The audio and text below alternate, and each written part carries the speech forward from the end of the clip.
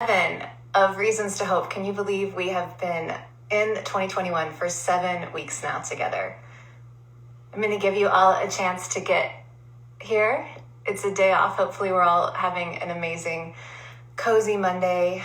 Hopefully you still have power and you are in a place of shelter and warmth, getting ready for this winter storm. I know there are a lot of us without power and a lot of us having to travel on dangerous roads. So I hope that you're somewhere safe and warm.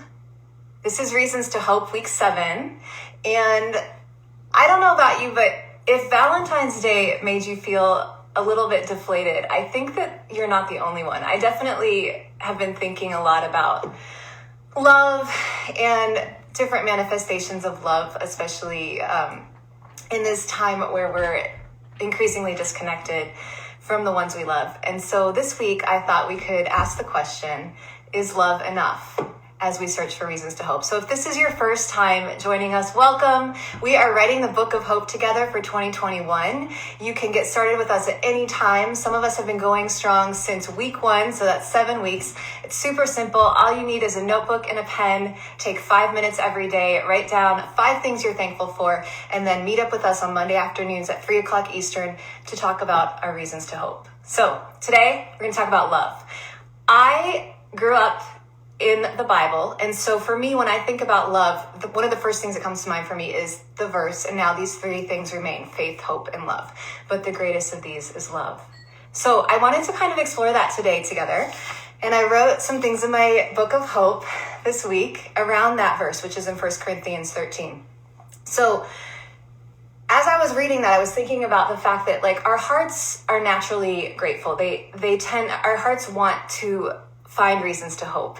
But sometimes we put these obstacles in the way that prevent us from recognizing them. And so that's what we've been working through in the past few weeks, looking for visual images of hope, creating our songs of hope on our Spotify playlist, posting images of people and things that remind us to find gratitude within our heart. But as I was thinking more about the heart and the love that the heart is looking for, it occurred to me that maybe the reason that I was feeling less than elated on Valentine's Day was actually that my heart was built for something bigger and more unfathomable when it comes to love than just something that we could put into terms, into human terms, into romantic terms, certainly. So as I was thinking about that, it brought me to what I call the Corinthian Manifesto. So I'm going to read it. And so if you have your Bible, you can open it to 1 Corinthians 13. This is Paul talking to the church. He says, "If I speak in the tongues of men or of angels, but do not have love, I am only a resounding gong or a clanging cymbal." So I'm a musician. To me, that he's saying, it doesn't matter how perfectly crafted your song is or how in tune you are. If you aren't leading with love, if love is not the lead singer, the song is just not even going to hit. It doesn't matter. If I have the gift of prophecy and I can fathom all mysteries and all knowledge, and if I have a faith that can move mountains, but I do not have love, I am nothing. So in this day and age, we measure a lot of things by followers, how many likes we get, how many, 5-star ratings we have. And it doesn't matter. None of that stuff matters because He has set eternity in our hearts, it says in Ecclesiastes. So there's this love that we're longing for that no sort of human approval or rating could ever satisfy. It's kind of amazing if you think about it. So if I give all I possess to the poor and give over my body to hardship that I may boast, but I do not have love, I gain nothing. So to me, this is like a life of service. It's a beautiful endeavor, and there are so many people doing amazing things in the world, and there are also so many people burning out because if we don't have the energy of love, if we're not doing it from a place of love, and if we're not also giving ourselves the love and the compassion that we need and open enough to receive it from other people, we're going to burn out, even if we're just going for it, So love as the main motivator, and gratitude as that sort of energy or that fuel that is behind every kind of move that we make. Love is patient. Love is kind. It does not envy. It does not boast. It is not proud. It does not dishonor others. It is not self-seeking. It is not easily angered. It keeps no record of wrongs. Love does not delight in evil, but rejoices in the truth. It always protects, always trusts, always hopes, always perseveres. So this is true, compassionate, unconditional love. This is earth-shattering, universe-defying, impossible without God love. Like, we as humans will spend our entire lives trying to find that sort of love and trying to give and receive that sort of love. And that's a noble and beautiful pursuit. I believe we were put on this planet to do that. But always remembering that that love is this unconditional sort of love that's available to us right now. Because it says love never fails, but where there are prophecies, they will cease. Where there are tongues, they will be stilled. Where there is knowledge, it will pass away.